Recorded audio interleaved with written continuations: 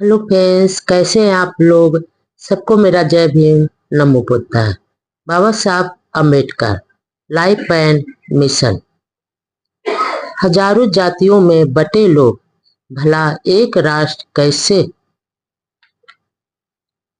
मेरे ये विचार कुछ लोगों को जनता के लिए शायद अच्छे नहीं लगे। इस देश में लंबे समय से मुट्ठी भर लोगों का वर्चस्व रहा है और बहुत सारे लोग तो केवल बोझा ढोने वाले पशु ही नहीं बल्कि शिकार किए जाने वाले जानवर ही बने रहे हैं।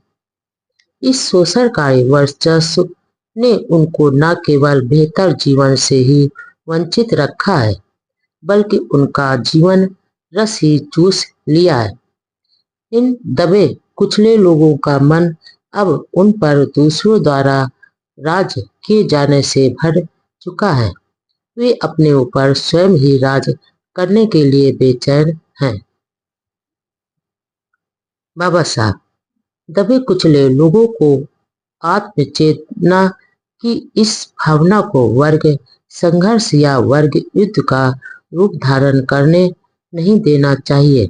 इससे घर का बंटवारा होगा। वह दिन तबाही का होगा, जैसा कि अब्राहम लिंकन ने कहा है कि जो घर फूट का शिकार है वह ज्यादा दिनों तक टिका नहीं रह सकता। इसलिए जितनी जल्दी उनकी इच्छाओं की पूर्ति की जाए, उतना ही इस देश, इसकी आजादी और इसके लोकतंत्र ढांचे के लिए अच्छा है। यह जीवन के सभी पहलुओं में समानता और भाईचारा पैदा करके ही हो सकता है। इसी कारण मैंने इस पर इतना जोर दिया है। बेशक देश की आजादी खुशी का अवसर है, लेकिन हमें यह कभी नहीं भूलना चाहिए कि आजादी ने हमारे ऊपर बहुत बड़ी जिम्मेदारी डाल दी।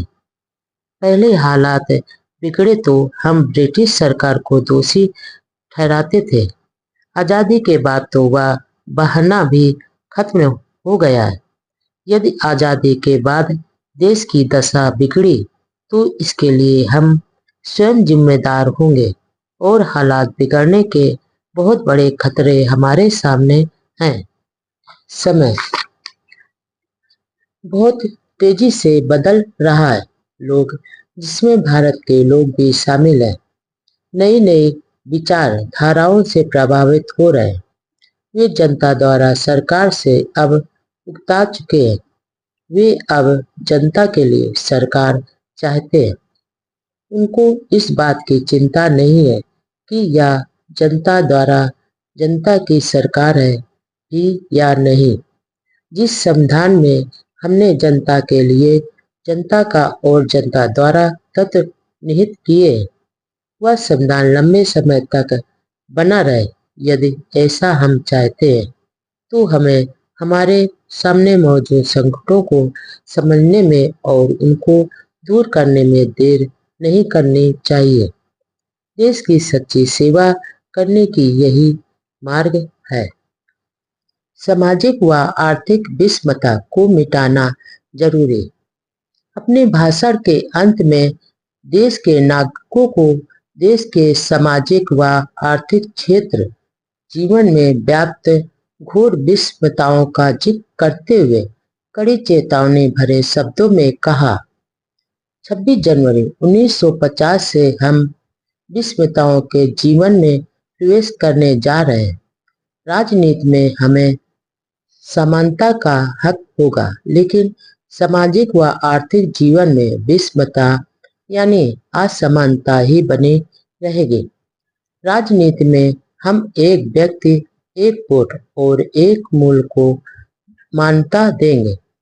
हमारे सामाजिक और आर्थिक ढांचे के कारण हम सामाजिक और आर्थिक जीवन में एक वोट एक मूल्य के सिद्धांत को नकारेंगे। आखिर कब तक हम सामाजिक और आर्थिक जीवन में समानता को अस्वीकार करते रहें। यदि हम लंबे समय तक इसे नकारते रहेंगे तो हम हमारे राजनीतिक लोकतंत्र को भी खतरे में डालेंगे। हमें इन विस्मताओं को जितना जल्दी हो सके समाप्त कर देना चाहिए।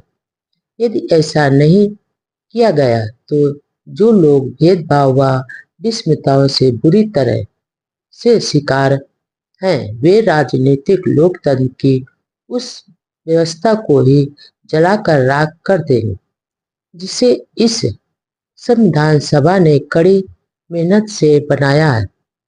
बाबा साहब ने अपने भाषण में आगे कहा, हमारे अंदर भ्रातृत्व भाव की भारी कमी है।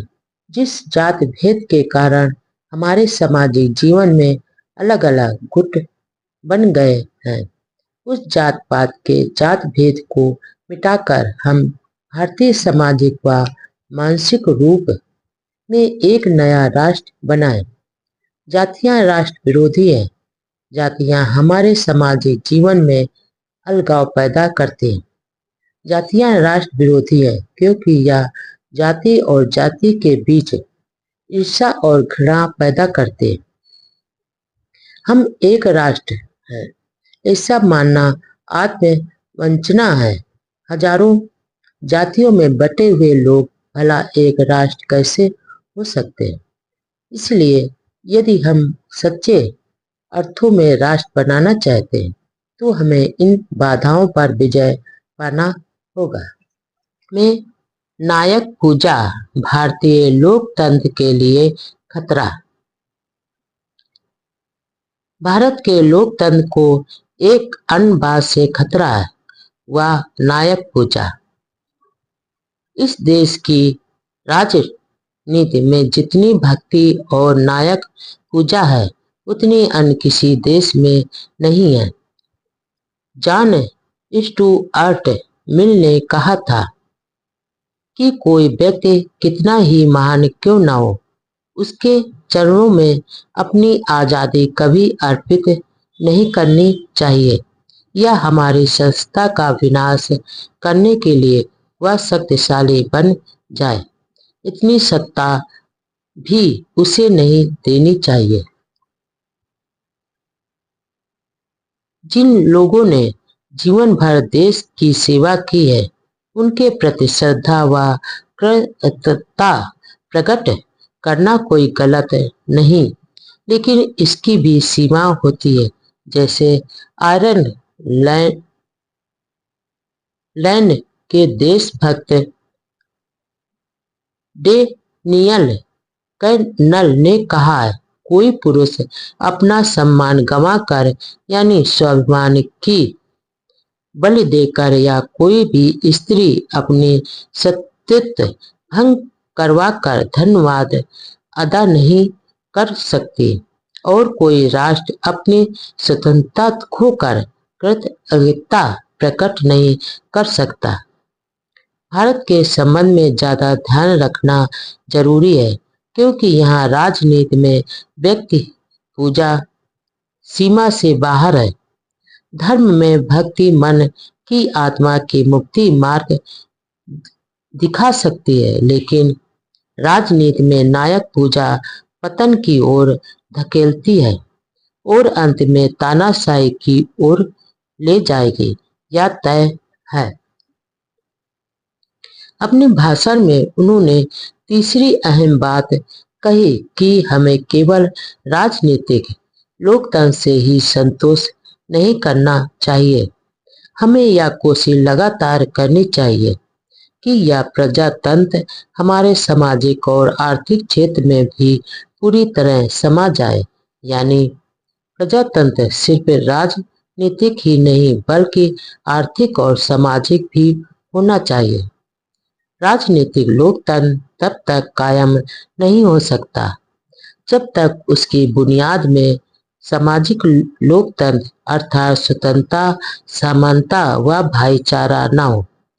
समानता के बिना स्वतंत्रता का अर्थ है बहुसंख्यकों पर मुट्ठी भर लोगों का राज। भाईचारे के बिना स्वतंत्रता व समानता स्वाभाविक सी बातें नहीं लगेंगे। सदन को यह स्वीकार करना पड़ेगा कि भारतीय समाज में सामाजिक व आर्थिक समानता का अभाव है। चेतावनी, क्या इतिहास स्वयं को फिर दोहराएगा?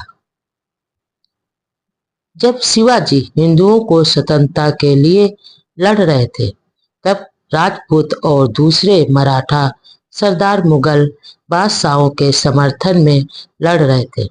जब ब्रिटेन सिखों के खिलाफ लड़ रहा था, तब सिख राजाओं के सेनापति चुप बैठे रहे और उन्होंने सिख राज को बचाने के लिए कुछ नहीं किया। 1857 ईस्वी में जब भारत के बहुत से भागों में ब्रिटिश राज के खिलाफ संघर्ष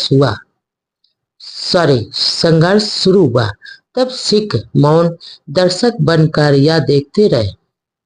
उन्होंने हाल में बैठे महानुभावों की ओर देखते हुए कहा, क्या इतिहास स्वयं को फिर दोहराएगा?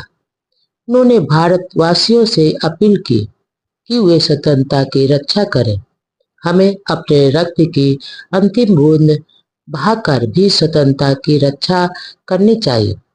इसके साथ ही उन्होंने जातिवाद का संपूर्ण बहिष्कार करते हुए सच्चे सामाजिक व मनोवैज्ञानिक दृष्टि से एक राष्ट्र के रूप में विकसित करने की अपील की। क्या भारतीय जनता अपने मत, धर्म, पंथ या पक्ष की अपेक्षा देश की अधिक महत्व देगी, या देश की अपेक्षा अपने पंथ या पक्ष या पार्टी को ही श्रेष्ठ समझेगी? यदि पंथ या पक्ष को प्रधानता दी गई तो देश फिर एक बार मुसीबत में फंस जाएगा। इस मुश्किल से हमें दृढ़ता के साथ देश की रक्षा करनी चाहिए। यदि हम लोकतंत्र की स्थापना करना चाहते हैं, तो हमें अपने सामाजिक और आर्थिक उद्देश्य संवैधानिक रास्ते से ही प्राप्त करने चाहिए, हिंसात्मक मार्ग से नहीं।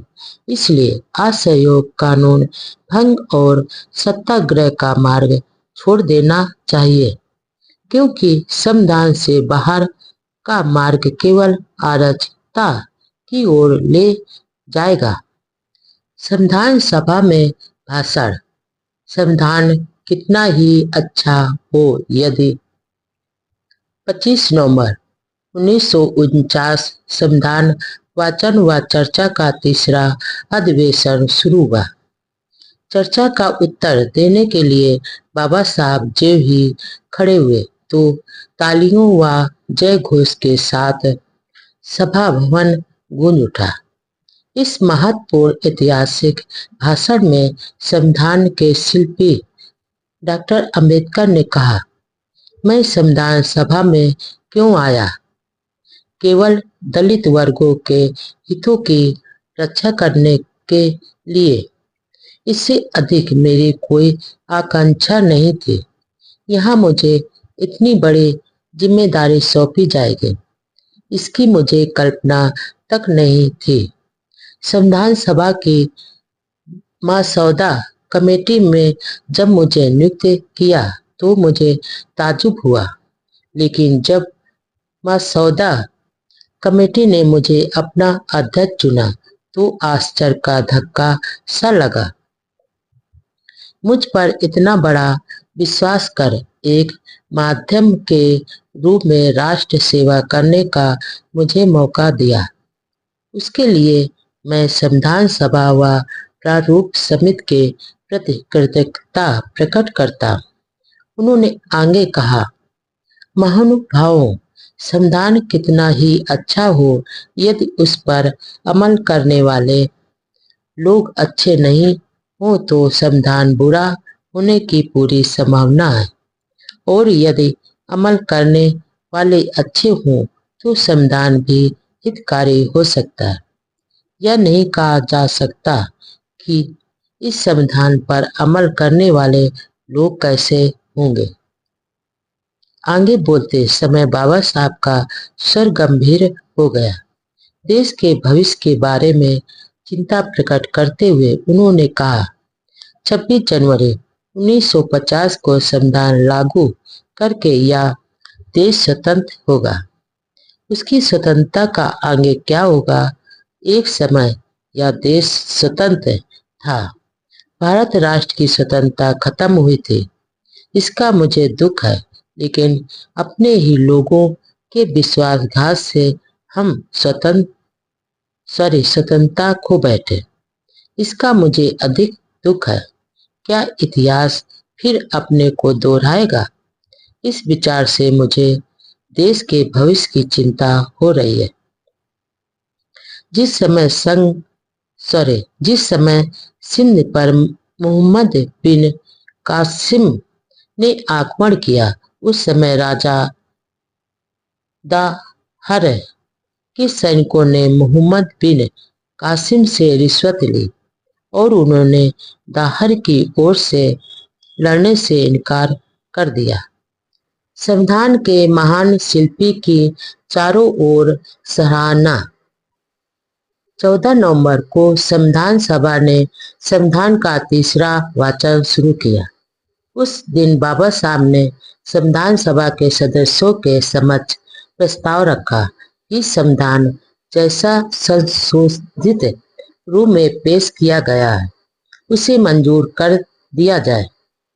डॉक्टर अंबेडकर के भाषण से पहले मुनि स्वामी पिल्लो ने तिरुपन लवार जैसे महान समाज सुधारक की बराबरी करते हुए कहा कि दलित समाज में डॉक्टर अंबेडकर जैसे महान सपूत ने जन्म लेकर यह दिखा दिया कि यह समाज भी सर्वोच्च शिखर पर पहुंच सकता है और विश्व की सेवा कर सकता है। पंडित ठाकुरदास भार्गव ने डॉक्टर अंबेडकर को कांग्रेस में प्रवेश करने तथा अखिल राष्ट्र नेता होने का आह्वान किया। अब कांग्रेस जनों में उनके प्रति काफी आदर पैदा हुआ। सभी सदस्यों को संविधान सर्वोत्तम लगा। ऐसा नहीं था, कुछ सदस्यों ने कई कमियां निकालकर आलोचना भी की। एक ने कहा कि इसमें राज्यों को नगर पालिकाओं की पदवी तक सीमित कर दिया। एक अन्य सदस्य ने कहा कि संविधान निर्माता ने गांधी जी के विवेक केंद्रीकरण के सिद्धांत को त्याग दिया है। तीसरे सदस्य ने खेद जताया कि संविधान में गोवध पर प्रतिबंध नहीं लगाया गया। कुछ सदस्यों ने यह कहकर आलोचना की कि यह दुनिया के अन्य देशों के संविधानों को मिलाकर लिखा गया है। कुछ लोगों का कहना था कि हालांकि संविधान एक बेहतरीन दस्तावेज बन गया है, लेकिन गांधी जी की सामाजिक व आर्थिक परिकल्पना को व्यवहार में नहीं लाता। बाबा साहब को पहले से ही पता था कि इस तरह के आरोप लगेंगे, इसलिए उन्होंने हर आरोप का तथ्यों व तर्कों के साथ जवाब भी दिया। 18 दिसंबर 1948 को बंबई आए और शेड्यूल कास्ट एसोसिएशन के कार्यकर्ताओं को संबोधित किया। 15 दिसंबर को मनमाड़ गए। बाद में हैदराबाद व औरंगाबाद गए। बाबा साहब अजंता की बौद्धकालीन गुफाओं को देखकर बहुत प्रसन्न हुए। 18 दिसंबर 1948 को डॉक्टर अंबेडकर ने बम्बई शेड्यूल कास्ट फेडरेशन के कार्यकर्ताओं की एक मीटिंग में संबोधित किया। 15 जनवरी को उन्हें मनमाड़ शहर में थैली भेंट की गई। इस अवसर पर कहा कि हमारे लोग सच्चा समाजवाद लाएंगे और इस देश में मजदूर किसानों का राज लाएंगे। इसके बाद वह हैदराबाद गए। वहां उन्होंने औरंगाबाद में कॉलेज शुरू करने के बारे में निजाम रियासत के अफसरों से चर्चा की। औरंगाबाद में रहते हुए उन्होंने खुदाई के काम को देखा और पार्टी के कार्यकर्ताओं की भी मीटिंग लेते रहे। कॉलेज के काम के लिए उन्हें मार्च और मई महीनों में पीपुल एजुकेशन सोसाइटी का कामकाज देखने के लिए बार बार बंबई ही आना पड़ा। संविधान सभा का अधिवेशन 20 मई को शुरू हुआ और 10 जून 1948 को पूरा हो गया। 7 जुलाई को जब वे बंबई आए तो उन्होंने मुंबई मजदूर संघ की चल रही हड़ताल को खत्म करवाने की पूरी कोशिश की। 30 जुलाई से 17 अक्टूबर 1948 तक संविधान सभा का दूसरा अधिवेशन चला। इस दौरान अधिकतर डॉक्टर अंबेडकर खुद ही हर अनुच्छेद को प्रस्तुत करते और विस्तार से उसके महत्व को समझाते। हालांकि उनकी तबीयत खराब ही रहती थी, फिर भी संविधान के कामकाज में अपनी लगन व मेहनत को कम नहीं होने दिया। सितंबर 1948 में राष्ट्रीय स्वयंसेवक संघ के सर संघचालक गोलवलकर गुरुजी ने उनसे दिल्ली में भेंट की।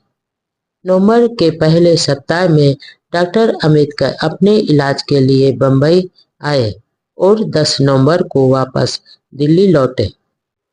भारतीय संविधान का कच्चा खाका तैयार कर प्रस्तुत। 4 नवंबर 1948 को बाबा साहब द्वारा तैयार किया गया भारतीय संविधान का कच्चा खाका संविधान सभा में विचार हेतु प्रस्तुत किया गया।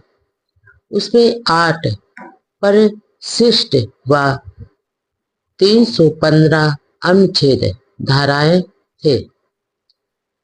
अधिकतर सदस्यों ने अंबेडकर की मेहनत, लगन व विद्वता की प्रशंसा की।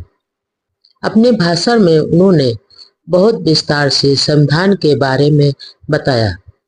भाषण के अंत में उन्होंने कहा, कोई भी संविधान पूर्ण नहीं है। यह संविधान प्रत्यक्ष व्यवहार में लाने योग्य है। यह लचीला है, साथ ही शांति के दिनों में हो या युद्ध के काल में हो, देश को एकता के सूत्र में बांधे रखने के लिए अत्यंत प्रभावशाली और सक्षम है। यदि संविधान की सही प्रकार से पालना नहीं हो पाई और नए संविधान के वजूद परिस्थितियां बिगड़ी तो यह संविधान का दोष नहीं होगा। यह कहना सही नहीं होगा कि संविधान बुरा है, बल्कि इंसान में बसे अवगुणों का दोष है। संविधान कितना ही अच्छा हो, यदि उसको व्यवहार में लाने वाले लोग अच्छे नहीं हो तो संविधान निश्चय ही बुरा साबित होगा। भारत के लोग और उनके पक्ष बर्ताव करेंगे, यह कौन कह सकेगा। संविधान की रूपरेखा पर अगले दिनों में भी चर्चा होती रही। ग्रामीण सरकारें स्थापित करने के सुझाव पर डॉक्टर अंबेडकर ने कहा, ग्राम यानी उस भाग का एक स्थानीय कद का घेरा है। गांव अज्ञान, संकीर्ण मानसिकता और जातिवाद की गुफा है। इसलिए संविधान में ग्राम की बजाय व्यक्ति को इकाई माना, जिसकी मुझे खुशी है। 5 नवंबर 1948 को संविधान निर्माती सभा के अध्यक्ष टी.टी. कृष्णमाचारी ने तहे दिल से बाबा साहब की प्रशंसा की और कहा कि डॉक्टर अंबेडकर ही भारतीय संविधान के मुख्य निर्माता हैं। पंजाब राव देशमुख ने संविधान पर डॉक्टर अंबेडकर के भाषण की प्रशंसा करते हुए कहा कि यदि डॉक्टर अंबेडकर को संविधान लिखने के लिए पूरी छूट दी होती तो शायद यह संविधान अलग तरह का बनता। काजी सैयद कमरुद्दीन ने कहा, देश की भावी पीढ़ियां संविधान के महान शिल्पी के रूप में डॉक्टर अंबेडकर को याद करेगी। संविधान के अनुच्छेदों पर काफी चर्चा होती रही और एक के बाद एक अनुच्छेदों को मंजूर करते गए। 20 नवंबर 1948 को संविधान की 11वीं धारा को मंजूर करते हुए छुआछूत को अपराध घोषित किया गया।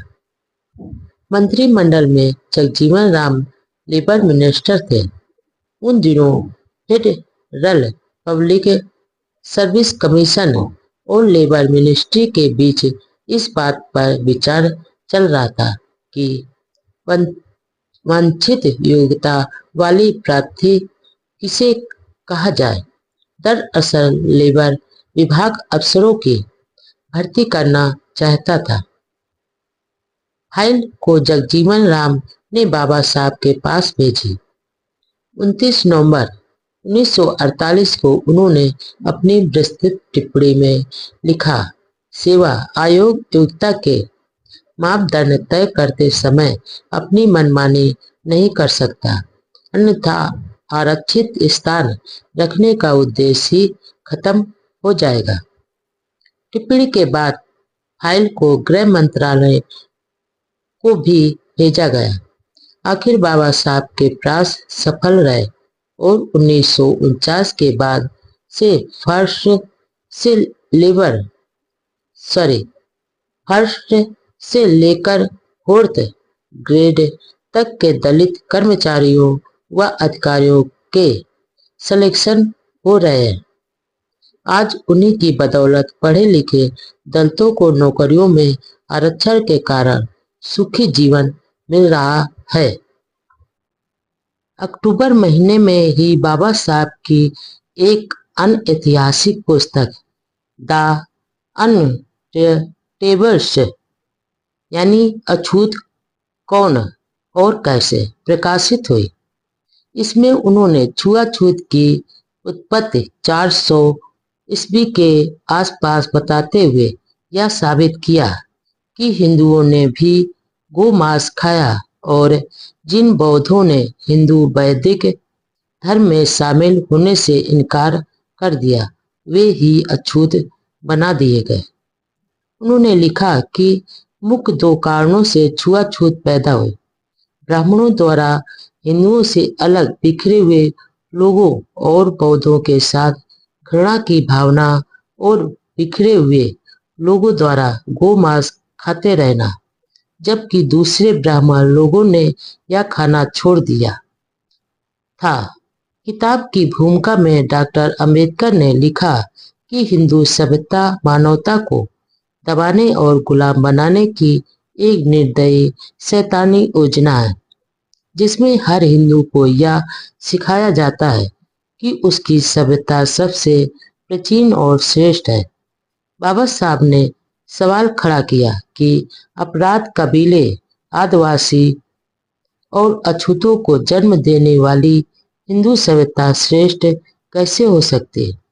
दरअसल बाबा साहब स्वयं की प्रसिद्धि के लिए किताबें नहीं लिखते थे, बल्कि एक विचारक के रूप में समस्याओं को सुलझाने के लिए लिखते थे। हर समस्या का कारण व निवारण साथ बताते थे। विरोधी कहते थे कि अंबेडकर की भाषा बहुत कठोर व तीखी होती है। वे अपने विरोधियों को वैचारिक रूप से हराने में ही संतोष नहीं करते थे, बल्कि चक्कर खाकर गिर जाने तक अपनी कलम से वार करते थे। द अनटचेबल्स भी ऐसी ही रचना है।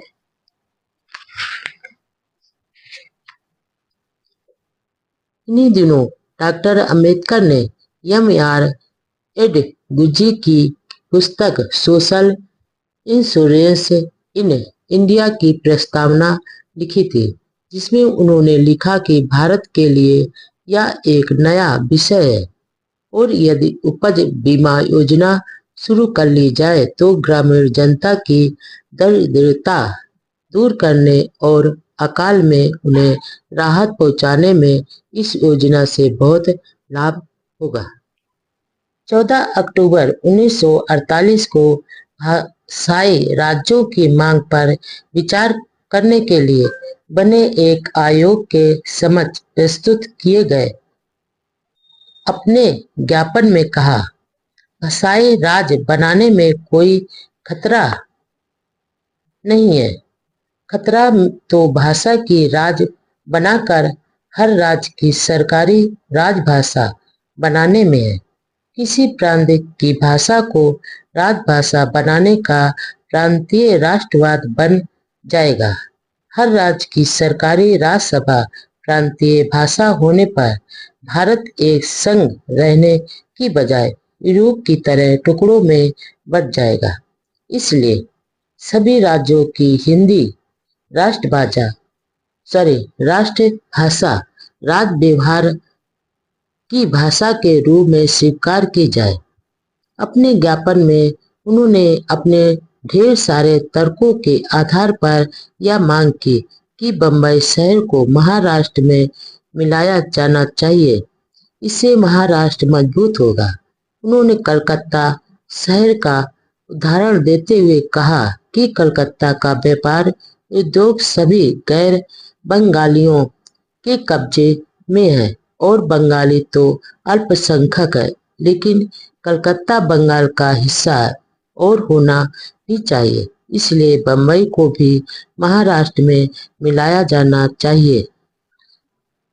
आर्थिक प्रगति के साथ राजनीतिक सत्ता पर काबिज होने का आह्वान। 25 अप्रैल 1948 को लखनऊ में Uttar Pradesh schedule caste federation के सालाना सम्मेलन में बाबा साहब ने अपने भाषण में कहा, राजशक्ति ही सामाजिक उन्नति की कुंजी है। इसलिए अनुसूचित जातियों को चाहिए कि वे अपनी प्रगति के लिए संगठित हों और सत्ता पर काबिज हों। ऐसे में कांग्रेस व समाजवादी पार्टियों के बीच सत्ता का संतुलन निर्माण में ही उनका कल्याण होगा। उन्होंने आगे कहा, कांग्रेस जलता हुआ एक मकान है और उन्हें कोई ताज्जुब नहीं होगा यदि यह कुछ वर्षों में नष्ट हो जाए। मैं केंद्र सरकार में शामिल हुआ हूँ, कांग्रेस में नहीं। मैं वहां रहूंगा, लेकिन पत्थर की तरह रहूंगा, घुलूंगा नहीं। लेकिन यदि आप उसमें जाओगे तो मिट्टी के ढेले की तरह गलकर घुल मिल जाओगे। इसलिए कांग्रेस से दूर रहो और अपना संगठन मजबूत बनाओ। बाबा साहब के इस भाषण से कांग्रेस में तहलका मच गया।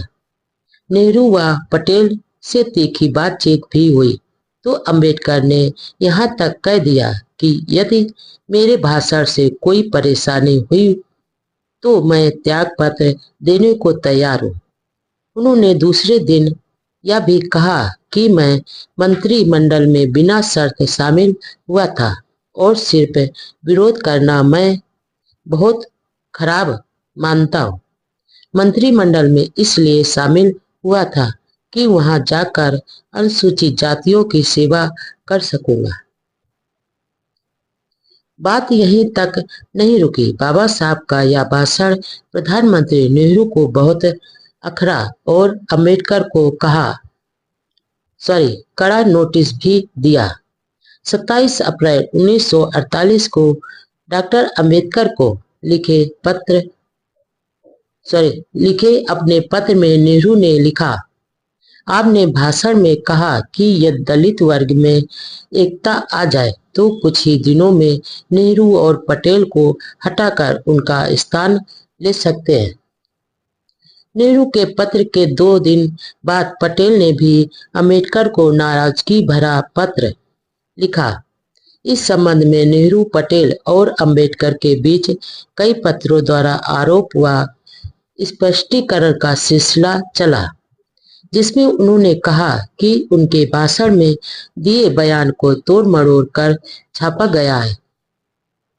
आखिर 1 मई 1948 को अंबेडकर ने नेहरू को पत्र लिखा, मैं इस बात को स्वीकार करता हूँ कि मेरे भाषण से जनता के मन में ऐसे विचार पैदा हो सकते हैं जैसा आपने लिखा, लेकिन मुझे उम्मीद है कि इस बारे में प्रेस को दिए बयान से वह बात स्पष्ट हो जाएगी। यदि आप समझते हैं कि मेरे प्रेस स्टेटमेंट के बावजूद आपकी या कांग्रेस की दशा खराब हुई है, तो इस परेशानी को दूर करने का एक ही तरीका है कि मैं वित्त मंत्री पद से त्याग पत्र दे दूं। आप अच्छी तरह जानते हैं कि मेरे लिए राजनीति कोई खेल नहीं है। मेरे लिए यह एक मिशन है। मैंने अपना सारा जीवन अनुसूचित जातियों के कल्याण के लिए बिताया है और उनकी दशा सुधारने के लिए मैंने अपने भविष्य का बलिदान किया है। आप द्वारा मंत्रिमंडल में शामिल होने के निमंत्रण के लिए मैं आपका कृतज्ञ हूँ। मैं यह भी जानता हूँ कि मंत्रिमंडल में शामिल होने से कुछ बंधन या सीमाएं लागू हो जाते हैं, लेकिन उन सीमाओं को मानते हुए भी मैं अपने गरीब शोषित लोगों को उनकी मुक्ति का सर्वोत्तम मार्ग बताना अपना अधिकार समझता हूँ और उस फर्ज व अधिकार को किसी भी दशा में त्याग नहीं सकता। डॉक्टर अंबेडकर के इस जवाब को पढ़कर नेहरू व पटेल दोनों संतुष्ट व चुप हो गए और मामला आगे नहीं बढ़ा। विवाह का दिन तय हो जाने पर डॉक्टर शारदा कबीर अपने भाई के साथ हवाई जहाज द्वारा बम्बई से दिल्ली पहुंचे। 15 अप्रैल 1948 को सुबह बाबा साहब के निवास हार्डिंग एन्यू में गिने चुने 16 मित्रों की मौजूदगी में डॉक्टर अंबेडकर व डॉक्टर शारदा कबीर का विवाह संपन्न हुआ। उस समय बाबा साहब की उम्र 56 वर्ष व डॉक्टर शारदा 40 वर्ष की थी। यह विवाह सिविल मैरिज के नियमानुसार संपन्न हुआ। विवाह के बाद डॉक्टर शारदा कबीर का नाम डॉक्टर सविता अंबेडकर रखा गया। विवाह के बाद बाबा साहब ने दोपहर को एक छोटी दावत दी। विवाह के बारे में न्यूयॉर्क टाइम्स अखबार ने लिखा कि किसी बड़ी रियासत के राजा महाराजा की किसी साधारण महिला के साथ विवाह से भी कई गुना ज्यादा महत्वपूर्ण व विशेष यह विवाह था। विवाह तो हो गया, दिन महीने और साल बीते, लेकिन डॉक्टर अंबेडकर ने विवाह के बाद जैसे पारिवारिक, सामाजिक व वैचारिक उद्देश्यों के सपने सजोए थे, वे पूरे नहीं हो पाए। उनके सहयोगियों व मित्रों का कहना था कि इस विवाह के बाद बाबा साहब को मानसिक परेशानियों और पारिवारिक अशांति का दंश झेलना पड़ा। उन्होंने सोचा था कि शादी के बाद डॉक्टर सविता उनकी देखभाल के साथ आदर्श पत्नी बनेगी, उनके सामाजिक आंदोलनों की भागीदार बनेगी, परिवार के सदस्यों के अलावा घर पर आने वाले गरीबों व सामाजिक कार्यकर्ताओं का भी आदर सत्कार करेगी। लेकिन ऐसा होने की बजाय इसका ठीक उल्टा घटित हो गया।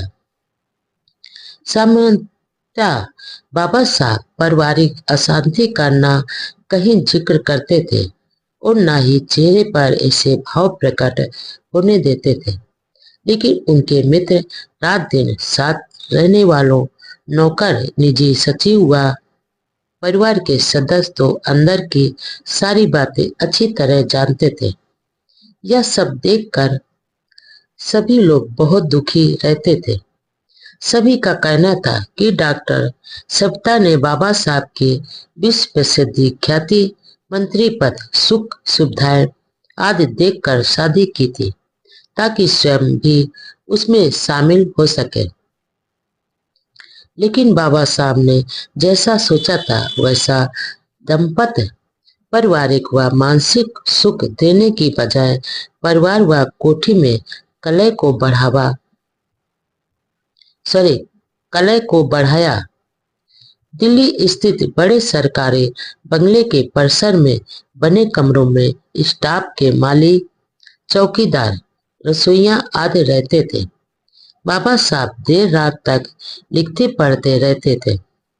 उन दिनों उनके पैरों में दर्द भी बहुत रहता था, तो स्टाफ के अलावा कुछ अनुयायी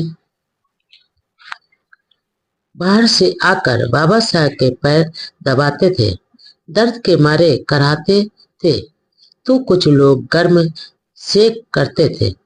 वे भी बाबा साहब के साथ रात भर जाकर सेवा करते थे। इसके अलावा सामाजिक व धार्मिक क्षेत्र के लोग व सहयोगी भी आते जाते रहते थे। कहा जाता था कि उनके साथ माई जी यानी माई साहब डॉक्टर सप्ताह का व्यवहार बहुत खराब रहता था। वह कुछ को तो कोठी पर आने की नहीं देती थी। डॉक्टर अंबेडकर के बंगले पर महाराष्ट्र का एक महार गरीब अनाथ लड़का सुदामा भी रहता था।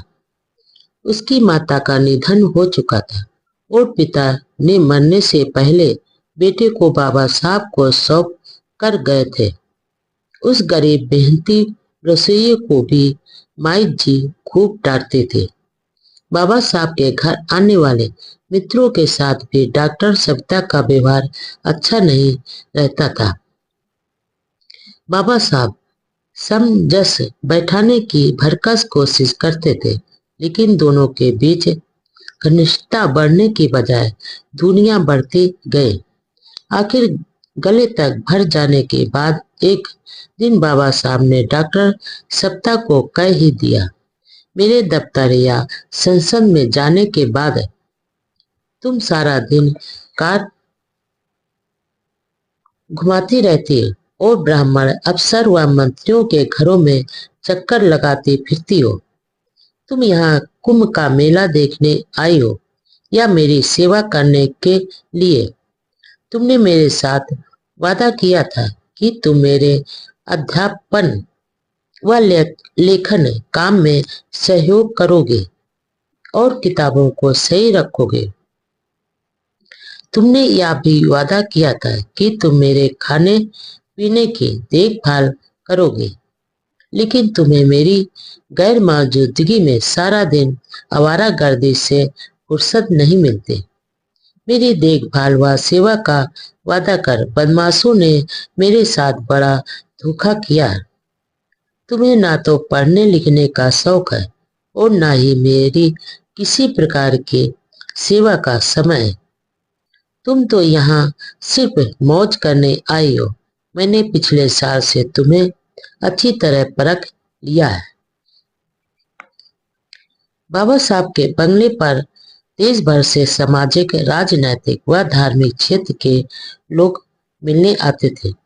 गरीब अनुयायी भी अपने मसीहा की झलक पाने व प्रणाम करने के लिए बंगले में आते रहते थे। कई लोग बाबा साहब के निरंतर गिरते हुए स्वास्थ्य की चिंता में हालचाल जानने आते थे, लेकिन माई जी कई लोगों को बाबा साहब से मिलने नहीं देती थे। यदि वे जागते होते तो भी सोने की बात कहकर भगा देते थे। स्टाफ के सदस्यों व नौकरों के साथ भी उनका व्यवहार सौंदर्यपूर्ण नहीं था।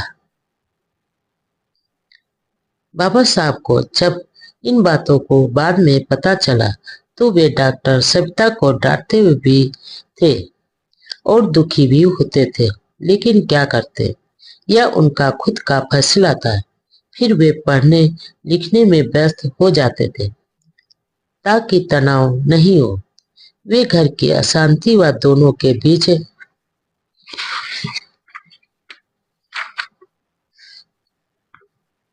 बढ़ती दूरियों की चर्चा बाहर तो दूर परिवार व मित्रों को भी नहीं करते थे, लेकिन अध्ययन व सामाजिक व्यस्तता के द्वारा वह मानसिक शांति बनाने की पूरी कोशिश करते थे। डायबिटीज के कारण उनका स्वास्थ्य बहुत खराब हो गया था। कमजोरी के बावजूद वह घर पर लेटे रहने की बजाय बाहर कार्यक्रमों में भाग लेते थे, संसद में भी जाते रहते थे और अपने दैनिक काम समय पर पूरे करते थे। पैरों की भयंकर पीड़ा में भी वह लिखने पढ़ने से नहीं चूकते थे। हर वक्त सक्रिय नजर आते थे और चेहरे की चमक तो हर समय बनी ही रहती थी। दूसरे विवाह के बारे में जैसा उन्होंने सोचा था वैसा हो नहीं पाया। इससे वह मन ही मन दुखी रहते थे। लेकिन अछूतों के उद्धार व देश की खुशहाली का उनका सपना बहुत बड़ा था और इसी महान लक्ष्य को हासिल करने की दिशा में वे दिन रात डूबे रहते थे। डॉक्टर अंबेडकर का डॉक्टर शारदा कबीर के साथ दूसरा विवाह। 14 अप्रैल 1906 को भीमराव का विवाह रमाबाई से बम्बई में हुआ था। बाबा साहब रमाबाई को रामू और रमाबाई बाबा साहब को साहब कहकर पुकारते थे। रमाबाई ने दुख सुख में पूरे परिवार को संभालते हुए बाबा साहब के व्यक्तित्व निर्माण में महान योगदान दिया। बीमारी के कारण 27 मई 1935 को रमाबाई का देहांत हो गया और डॉक्टर अंबेडकर के जीवन में मानो अंधकार छा गया। वह बिल्कुल अकेले पड़ गए। इधर डायबिटीज के कारण उनका शरीर निरंतर कमजोर होता जा रहा था। सामाजिक, राजनीतिक व धार्मिक गतिविधियों में बहुत व्यस्त रहने के कारण वे अपनी सेहत का बिल्कुल ध्यान नहीं रख पा रहे थे। खराब सेहत के बावजूद वह लेखन व अध्ययन का जुनून कम नहीं कर पा रहे थे। इसी दशा में संविधान निर्माण की बड़ी जिम्मेदारी निभाते हुए संविधान की रूपरेखा तैयार की और हिंदू कोड बिल का मजबूत आधार भी बनाया। डायबिटीज के कारण बहुत कमजोरी रहती थी, पैरों में भारी दर्द रहता था, लेकिन उनके चेहरे की चमक कम नहीं होती थी। वे अपनी शारीरिक पीड़ा को जाहिर नहीं करते थे। पत्नी रमाबाई के देहांत के बाद पारिवारिक अकेलेपन को दुर्भाग्य समझने की बजाय वह अध्ययन, ग्रंथ लेखन व समाज सेवा में व्यस्त रहे। जब डॉक्टर अंबेडकर दिल्ली में रहते थे तो उनके साथ परिवार का कोई सदस्य नहीं रहता था जो उनकी पूरी देखभाल कर सके और रोज इंसुलिन का इंजेक्शन भी लगा सके। पत्नी रमाबाई, सगी बहन व बड़े भाई का भी देहांत हो चुका था। अविवाहित बेटा यशवंत बम्बई में रहता था। इसी दशा में दिल्ली में वह नौकरों पर ही निर्भर रहते थे। अपनी बीमारी के लिए वे एलोपैथिक, होम्योपैथिक, आयुर्वेदिक व कई तरह से इलाज करवाते थे, लेकिन कोई खास फर्क नहीं पड़ रहा था और रात को पैरों के दर्द के मारे कराहते रहते थे। कई दिनों तक नींद नहीं आती थी। कोई डॉक्टर इलाज के लिए दांत निकलवाने की सलाह देता था तो कोई वैद्य स्त्री सहवास के लिए शादी की सलाह देता था। एक बार तो ऐसी सलाह पर उन्होंने एक वैद्य को बगले से ही भगा दिया। दिल्ली में उन्होंने काफी इलाज करवाया। इसी दौरान उनके एक मित्र और deputy labour commissioner DG. Jadhav ने बम्बई में डॉक्टर मावलंकर से बिजली द्वारा इलाज करवाने की सलाह दी, लेकिन बाबा साहब वहां के लिए तैयार नहीं हुए। आखिर एक दिन उन्हें राजी कर बम्बई लाया गया। डॉक्टर मावलंकर की क्लिनिक में डॉक्टर अंबेडकर के चमकीले व मजबूत दांत उखाड़ दिए और सप्ताह भर तक बिजली से इलाज चलता रहा। वहां उनका इलाज तो नहीं हो पाया, लेकिन वहां सेवारत अविवाहित 40 वर्षीय डॉक्टर शारदा कबीर से विवाह करवाने की कुछ व्यक्तियों की साजिश में वह फंस गए।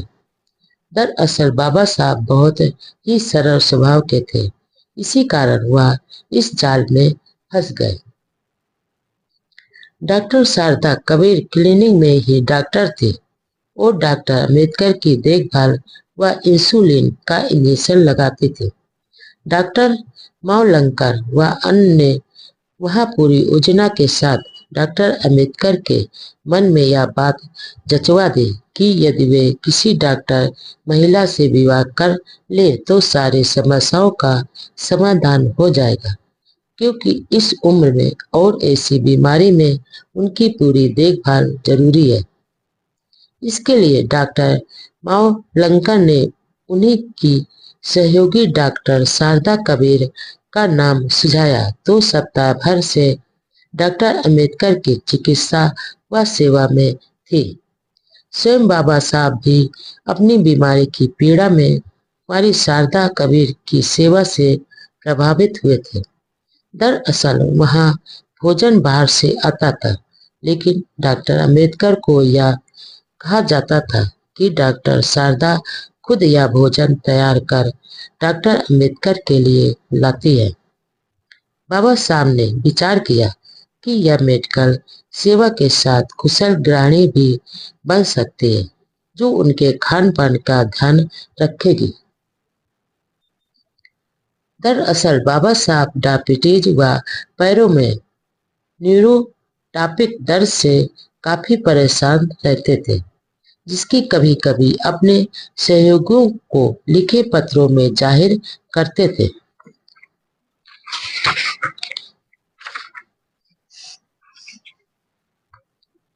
अगस्त 1947 से वे अपने निरंतर गिरते हुए स्वास्थ्य के बारे में बहुत चिंता करते थे। एक पत्र में उन्होंने लिखा कि पिछले 15 दिनों से उन्हें बहुत ही कम नींद आई है। रात होने पर उन्हें बहुत डर लगता है, क्योंकि कुछ दिनों से उन्हें न्यूरोटॉपिक दर्द के कारण बहुत परेशानी होती है। उन्हीं दिनों वह इंसुलिन का इंजेक्शन लगवाते थे, साथ में होम्योपैथिक दवाइयां भी लेते थे, लेकिन कोई असर नहीं हो रहा था, जो अब अच्छा नहीं होता है। उसे सहन करना सीख रहे। जनवरी 1948 के एक पत्र में उन्होंने लिखा कि उनके पैरों में शुरू होने वाला दर्द रात भर रहता है। फरवरी 1948 को अपने मित्र कमलकांत चित्रे को लिखा कि मेरी सेहत एकाएक खराब हो गई है। बीमारी ने फिर से सिर उठाया। 4 दिनों से नींद नहीं आई है। पैरों में होने वाला दर्द अब सहा नहीं जाता। रात भर नौकर जागकर मेरी सेवा कर रहे। दिल्ली के ही 2 प्रसिद्ध डॉक्टरों ने मेरी जांच कर बताया कि पैरों की पीड़ा को तुरंत रोकना जरूरी है, अन्यथा बाद में ठीक होना मुश्किल होगा। अब मेरी सेहत की देखभाल के लिए किसी व्यक्ति की जरूरत है। आपकी इस सलाह पर अब मैं गंभीरता से विचार कर रहा हूँ। नासिक के भाऊराव गायकवाड़ को भी शादी की इच्छा के बारे में पत्र लिखकर कहा, यशवंत की मां रमाबाई के निधन के बाद मैंने दूसरा विवाह नहीं करने का फैसला लिया था, लेकिन अब देखभाल व स्वास्थ्य कारणों से दूसरा विवाह करने का फैसला लिया है। ऐसी महिला को सुगृहिणी होने के साथ मेडिकल क्षेत्र की भी जानकारी हो, ऐसी पत्नी की जरूरत है। दलित समाज में ऐसी महिला का मिलना संभव नहीं है, इसलिए मैंने सशस्त्र ब्राह्मण महिला को भावी पत्नी के रूप में चुना है।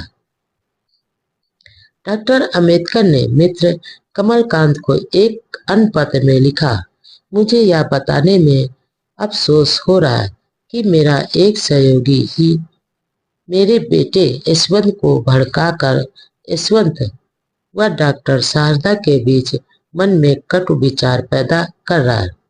मुझे इस बात की चिंता है कि विवाह का दिन और आगे बढ़ाने पर लोगों में कई तरह की चर्चाएं होंगी और मेरे विरोधियों को मेरी बदनामी करने का एक मुद्दा मिल जाएगा। इसलिए मैंने 15 अप्रैल को विवाह करने का तय किया है। कमलकांत को इस विवाह अवसर पर दिल्ली में मौजूद रहने का अनुरोध करते हुए डॉक्टर अंबेडकर ने आगे लिखा, मुझे ऐसा नहीं लग रहा है कि समय की जरूरत के अनुसार विवाह का फैसला कर मैं कोई गुनाह कर रहा हूँ।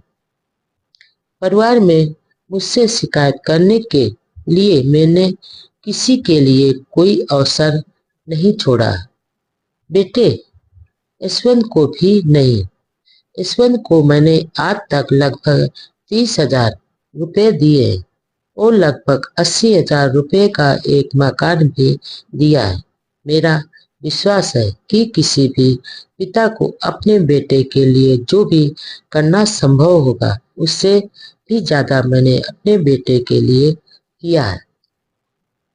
वह महान पुरुष पत्नी रमाबाई के 1935 में निधन के बाद 1947 तक अकेला ही समाज को जागृत करने में लगा रहा। दूसरी शादी के बारे में तो कभी सोचा भी नहीं था। रमाबाई को बिछुड़े 14 साल हो गए थे। बाबा साहब तो अकेले ही पढ़ने लिखने में व्यस्त रहे।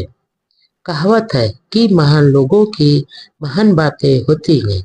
कभी कभी वे भी ऐसा फैसला ले लेते हैं जिसके बारे में एक साधारण जन भी टिप्पणी कर विरोध कर लेता है। कुछ डॉक्टरों ने सलाह दे रखी थी कि घर में यदि कोई डॉक्टर महिला हो तो उनका जीवन सुखमय कर सकता है। वक्त की मांग के अनुसार उन्हें भी यह बात जच गई और मार्च 1948 में उन्होंने डॉक्टर शारदा कबीर से विवाह करने का तय किया। लेकिन बाबा साहब के मित्रगण व अनुयायी डॉक्टर शारदा से विवाह के पक्ष में नहीं थे। एक तो ब्राह्मण और दूसरा उसकी उम्र भी ढल चुकी थी। उनके बारे में मित्रों की धारणाएं भी पक्ष में नहीं थी। क्लिनिक में उनके द्वारा बाबा साहब की सेवा मन से नहीं थी। इस फैसले से बेटा यशवंत भी नाराज हुआ, लेकिन बाबा साहब ने मन पक्का कर लिया था। यही नहीं, शारदा का एक पुराना फोटो भी घर के विश्राम कक्ष में लगा दिया। बम्बई से शारदा के फोन भी खूब आने लगे। दोनों के बीच पत्र व्यवहार भी काफी चला। धीरे धीरे डॉक्टर अंबेडकर डॉक्टर शारदा की ओर अधिक आकर्षित भी होने लगे। उन्हें आभास हुआ कि उनके शारीरिक कष्ट व पारिवारिक अकेलेपन उसके घर में आने से दूर हो जाएंगे और उनकी पूरी देखभाल होगी। वैसे भी उनकी देखभाल का सवाल बहुत बड़ा था, जो हकीकत भी थी। इसके लिए पहले गायकवाड़ ने सुझाव दिया था कि वे अपनी साली शांता को सेवा के लिए घर में रख सकते। वह पढ़ी लिखी अविवाहित महिला ही महार जात की थी। लेकिन बाबा साहब ने यह कहकर मना कर दिया कि लोग मुझे बदनाम कर देंगे। लोग कहेंगे कि डॉक्टर अंबेडकर ने रखेल को रख लिया है। फिर गायकवाड़ ने उस महिला से शादी करने का प्रस्ताव भी रखा था। इस पर उन्होंने कहा कि वे उस लड़की से कैसे शादी कर सकते जो उन्हें बाबा साहब कहकर सम्मान से संबोधित करती है। डॉक्टर अंबेडकर का विचार सही भी था। आखिर उन्होंने अपने मित्रों को फिर बताया कि डॉक्टर शारदा कबीर से शादी करना ही उनके लिए उचित होगा। उन्हें पक्का भरोसा हो गया कि डॉक्टर शारदा की चिकित्सा देखभाल से वे अपने निरंतर गिरते स्वास्थ्य से उभर जाएंगे। फिर वह खाना बनाने में भी कुशल है, इसलिए एक सुगृहिणी भी साबित हो गई। एक दिन उन्होंने विवाह करने की सहमति के तौर पर एक साड़ी खरीदकर डॉक्टर शारदा को दे भी आए। दूसरे विवाह के इस फैसले से महाराष्ट्र में माहौल तनावपूर्ण हो गया। खास तौर से ब्राह्मणों ने विरोध किया। उन्हें यह मंजूर नहीं था कि एक उच्च कुल सशस्त्र ब्राह्मण की महिला सूद से विवाह करे। हिंदू धर्म के सिद्धांतों के भी यह खिलाफ था। महाराष्ट्र के ब्राह्मणों ने विरोध करते हुए तत्कालीन गृह मंत्री सरदार पटेल को तार भेजकर आग्रह किया कि वे इस अशुभ विवाह को रुकवाएं। इसके अलावा कई संस्थाओं द्वारा गृह मंत्री को इस तरह के तार भिजवाए गए। यही नहीं, विरोधियों ने इस मुद्दे को अखबारों में उछालकर विवाह रुकवाने का प्रयास किया। सरदार पटेल के सामने बड़ी उलझन भरी स्थिति थी, क्योंकि आखिर यह तो व्यक्तियों का निजी मामला था। उन्होंने पत्र द्वारा सारे हालात से अवगत कराते हुए पत्र के आखिर में लिखा, how can I stop such nonsense, यानी मैं ऐसी गैर मतलबी बात को कैसे रोक सकता। देश भर से रूढ़वादी लोगों द्वारा जाति धर्म के आधार पर इस विवाह को रुकवाने के प्रयास सफल नहीं हो पाए।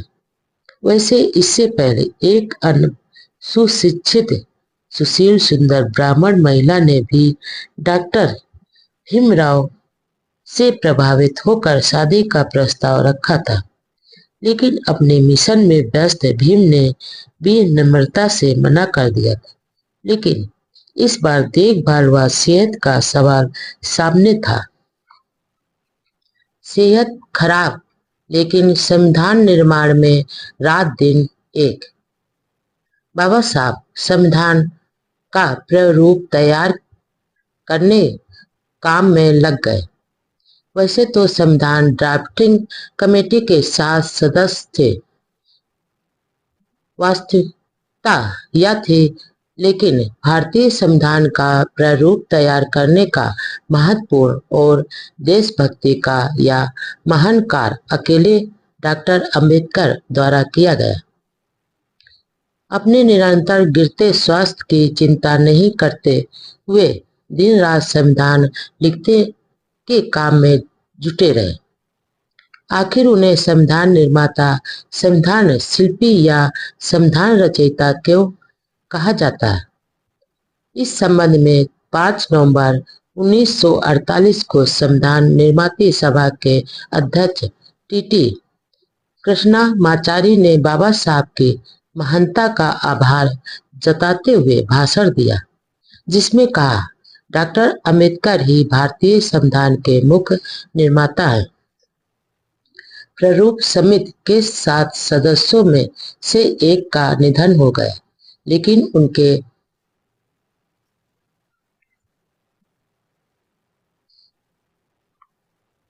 स्थान पर किसी को मनोनीत नहीं किया। एक ने इस्तीफा दे दिया तो वह जगह भर दी गई। एक सदस्य अमेरिका चले गए, उनकी जगह पर भी किसी की नियुक्ति नहीं की गई। एक सदस्य अपने रियासतदारों संबंधी कामकाज में ही व्यस्त रहते थे। उनका स्वास्थ्य बिगड़ने से वह भी उपस्थित नहीं होते थे। एक दो सदस्य दिल्ली से बाहर के थे तथा इस काम में बहुत कम समय दे पाते थे। आखिर संविधान बनाने की सारी जिम्मेदारी डॉक्टर अंबेडकर जी को ही निभानी पड़ी। कृष्णमाचारी ने अपने भाषण में डॉक्टर अंबेडकर की प्रशंसा में कहा, आखिर संविधान का प्रारूप बनाने का भार डॉक्टर अंबेडकर पर ही पड़ा और हमें उनका आभारी होना चाहिए कि उन्होंने इस कार्य को जिस ढंग से किया वह निश्चित ही प्रशंसनीय है। संविधान सभा की ड्राफ्टिंग कमेटी की कई बैठकों में केवल डॉक्टर अंबेडकर और उनके सेक्रेटरी ही मौजूद होते थे। अन्य कोई नहीं आता था और उन्होंने ही सारा काम संभाला। इससे यह अंदाजा लगाया जा सकता है कि डॉक्टर अंबेडकर को संविधान निर्माण में अकेले ही कितनी मेहनत करनी पड़ी।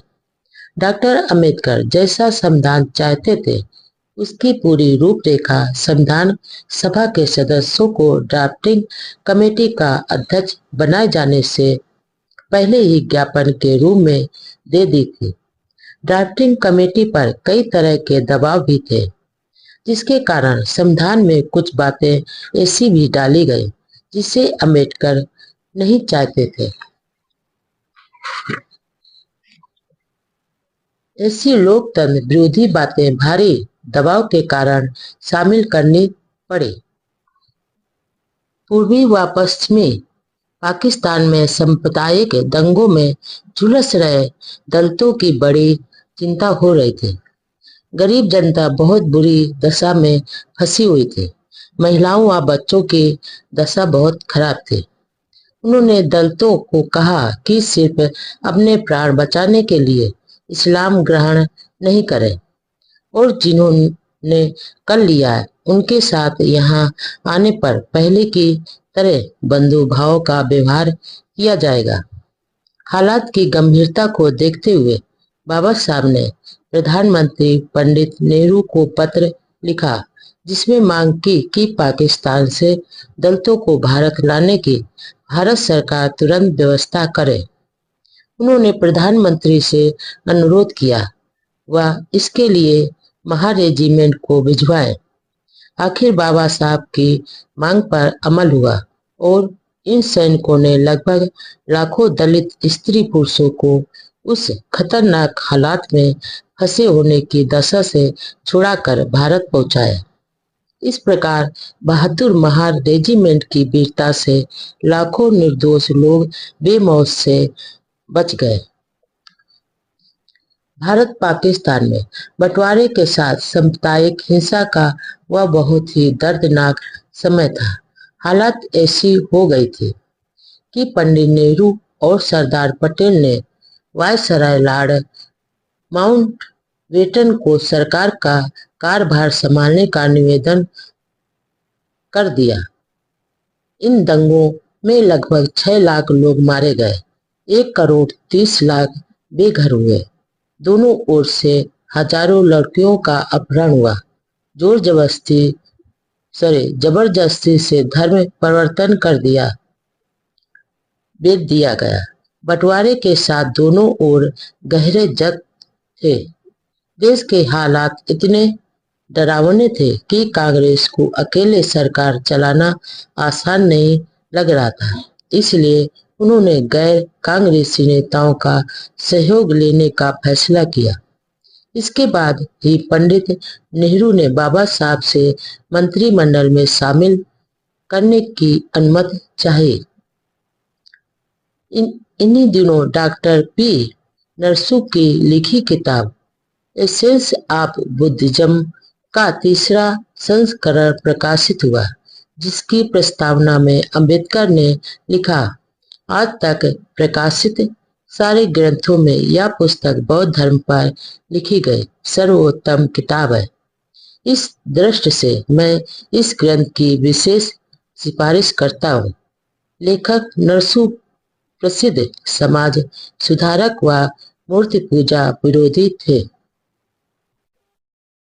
4 जून 1946 को दादर बंबई में शेड्यूल कास्ट फेडरेशन की मीटिंग बुलाई गई, जिसकी अध्यक्षता एन शिवराज ने की। फेडरेशन के कैबिनेट मिशन की सिफारिशों की निंदा की और एक साजिश बताया। बाबा साहब व सभी को यह एहसास हुआ कि पृथक निर्वाचन के बिना दलित समाज के सच्चे प्रतिनिधि विधान परिषद के लिए चुनाव नहीं जीत सके।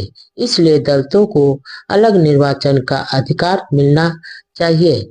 यह मांग फिर से सरकार से की गई और दलितों के हितों की अनदेखी की गई तो इस संबंध में फेडरेशन द्वारा सीधी कार्रवाई का मार्ग अपनाना पड़ेगा। मीटिंग में दलितों पर किए हमलों व यशवंत राव के प्रिंटिंग प्रेस जलाए जाने की घटना की भी घोर निंदा की गई। विरोध प्रदर्शन के लिए महाराष्ट्र, मध्य प्रदेश, उत्तर प्रदेश के कई बड़े शहरों में मोर्चे खोले गए। पूना, कानपुर और लखनऊ में तो आंदोलनकारियों की पुलिस से जमकर भिड़ंत हुई। दलित आंदोलनकारियों ने सभाओं और प्रदर्शनों पर लगाई गई रोक को तोड़कर हजारों की संख्या में गिरफ्तारियां दी। गांधी जी के हरिजन सेवक संघ ने जवाबी मोर्चा निकालने की धमकी दी। स्वयं गांधी जी ने अपने अखबार हरिजन में डॉक्टर अंबेडकर के आंदोलन को निरर्थक बताया। कांग्रेस के नेताओं ने भी डॉक्टर अंबेडकर के शेड्यूल कास्ट फेडरेशन के आंदोलन की खूब आलोचना की, लेकिन इसके बावजूद भी शांतिपूर्ण सत्याग्रह जारी रहा। काम चलाओ सरकार की घोषणा। ब्रिटिश मिशन ब्रिटेन लौट गया। उधर वायसराय को कैबिनेट मिशन के लिए फैसलों के अनुसार अस्थायी काम चलाओ सरकार का गठन करना था। इस कारण डॉक्टर अंबेडकर तथा वायसराय ने एग्जीक्यूटिव काउंसिल के सदस्यों से जून के तीसरे सप्ताह 1946 में विदा ली। डॉक्टर अंबेडकर को इस विदाई समारोह में बंबई से दिल्ली जाना पड़ा। डॉक्टर अंबेडकर ने लेबर मेंबर के रूप में सरकार तथा मजदूरों के कल्याण के लिए सराहनीय काम किया था। मजदूरों के जीवन स्तर में सुधार के लिए कई फैसले लिए जो आज भी मजदूरों के लिए वरदान साबित हो रहे हैं।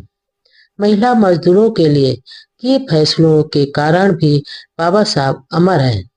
लेबर के अलावा वह पीडब्ल्यूडी विभाग में देखते थे। देश में कई एयरपोर्ट उन्हीं के मार्गदर्शक में बने।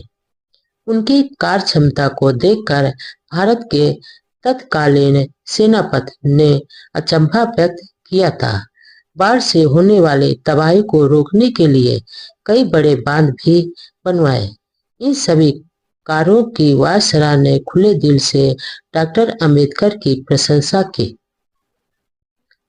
25 जून को जब डॉक्टर अंबेडकर बम्बई वापस लौटे तो बॉम्बे सेंट्रल रेलवे स्टेशन पर उनका भव्य स्वागत किया गया।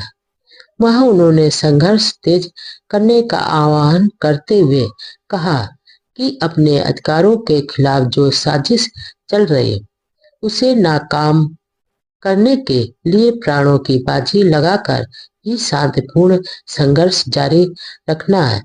नए जोश के साथ दलितों को आह्वान किया कि अपने संगठित संघर्ष से सरकार को अपने संकल्प को बता दे, क्योंकि समाज सरकारी सेवाओं व सरकार में आपके अस्तित्व के लिए खतरा बढ़ता जा रहा है। 29 जून 1946 को वायसराय ने काम चलाओ सरकार की घोषणा की और इस घोषणा के साथ ही ब्रिटिश मिशन इंग्लैंड लौट गया। आगे का काम वायसराय ने संभाला।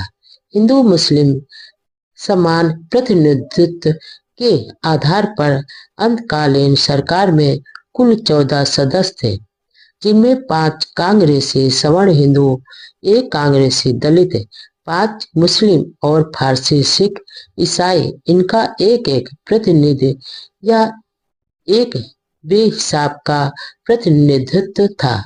हिंदू मुस्लिम मतभेदों के कारण मुस्लिम लीग ने अंतकालीन सरकार संबंधी योजना को स्वीकार नहीं किया और 29 जून को काम चलाओ सरकार की घोषणा की। पूना पैक्ट एक बहुत बड़ी साजिश थी। बाबा साहब को अब महसूस हुआ कि पूना पैक्ट एक बहुत बड़ी साजिश थी, क्योंकि संयुक्त निर्वाचन में दलितों के हितैषी व असली प्रतिनिधि चुनकर नहीं आ सके और कांग्रेस के चापलूस दलित प्रतिनिधि चुन लिए गए। मिशन योजना में अछूतों की उपेक्षा किए जाने से देश भर के विशेषकर महाराष्ट्र के अछूत समाज में भारी आक्रोश था। आखिर 7 करोड़ लोगों के हितों की अनदेखी का अहम सवाल था। मिशन ने भी ऐसा ब्रिटिश प्रधानमंत्री के दिए संकेतों के आधार पर किया था। ब्रिटिश प्रधानमंत्री ने कहा था कि अल्पसंख्यक समुदाय को भारत की स्वतंत्रता की राह में वीटो करने का अधिकार नहीं दिया जाए। मिशन के इस व्यवहार से दलितों में नाराजगी थी। बंबई के अछूत समाज ने 7 जुलाई 1946 को मिशन योजना के प्रति विरोध करने के लिए एक जुलूस निकाला। जुलूस काओसजी जहांगीर हाल की तरफ जा रहा था। वहां अखिल भारतीय कांग्रेस कमेटी की बैठक हो रही थी। प्रदर्शनकारियों ने हाल की ओर जाने वाले कांग्रेस नेताओं को काले झंडे दिखाकर व नारे लगाकर अपना विरोध प्रकट किया। पुलिस ने जुलूस को हाल के पास पहुंचने से पहले रोक दिया। जब उनसे कहा कि कल गांधी जी अछूत नेताओं से मिलेंगे, तब जुलूस पास के मैदान में सभा में बदल गया। बाबा साहब गायकवाड़, बापू साहब राजभोज आज नेताओं ने अपने भाषणों में मिशन योजना, कांग्रेस की नीति तथा सरकार द्वारा अछूतों की उपेक्षा की आलोचना की।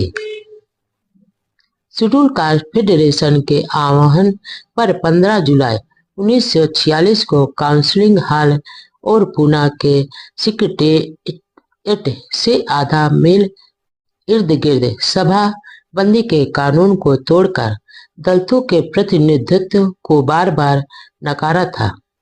इस सत्याग्रह के फलस्वरूप सरकार ने 12 दिनों के बाद ही असेंबली का अधिवेशन स्थगित कर दिया। इन 12 दिनों में 1150 सत्याग्रही गिरफ्तार किए गए, जिनमें 128 महिलाएं थी। इन सबका 15 दिन से लेकर 3 महीने तक की सजाएं दी गई। इस सत्याग्रह के बाद सरदार पटेल व अंबेडकर मुलाकात हुई, लेकिन कोई समझौता नहीं हो सका। कांग्रेस के वे हरिजन नेता जिन्होंने अंबेडकर के संघर्ष की बदौलत लाभ उठाया, वे अंबेडकर व उनके आंदोलन के खिलाफ बोल रहे थे। यही नहीं, उन्होंने अछूतों की बुनियादी मांगों की आलोचना भी करी। बाबू जगजीवन राम अंबेडकर विरोधियों में प्रमुख कांग्रेस दलित नेता थे। जब पुणे में सत्याग्रह चल रहा था, उस समय अंबेडकर बंबई में थे। 17 जुलाई को पुणे जाने से पहले पत्रकारों से बातचीत में उन्होंने कहा कि हमारा संघर्ष कैबिनेट मिशन द्वारा हमारे हितों की अनदेखी करने के कारण शुरू हुआ है और यह तब तक जारी रहेगा जब तक हमें कोई स्पष्ट व अधिकृत आश्वासन नहीं दिया जाता। उन्होंने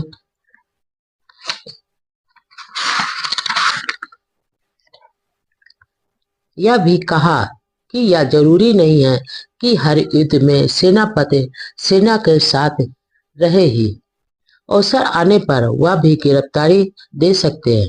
कांग्रेस तो अंबेडकर के इस कदम तो सरासर गलत बता रहे थे। हरिजन सेवक संघ ने भी अंबेडकर के आंदोलन और लखनऊ में भी शांतिपूर्ण सत्याग्रह शुरू कर दिए गए। संविधान निर्माते सभा में पहुंचे अंबेडकर। कैबिनेट मिशन की योजना के अनुसार प्रादेशिक विधानसभा द्वारा चुने हुए प्रतिनिधि सदस्यों द्वारा संविधान निर्माती सभा का गठन होना था। इसके लिए सदस्यों का चुनाव शुरू हो गए।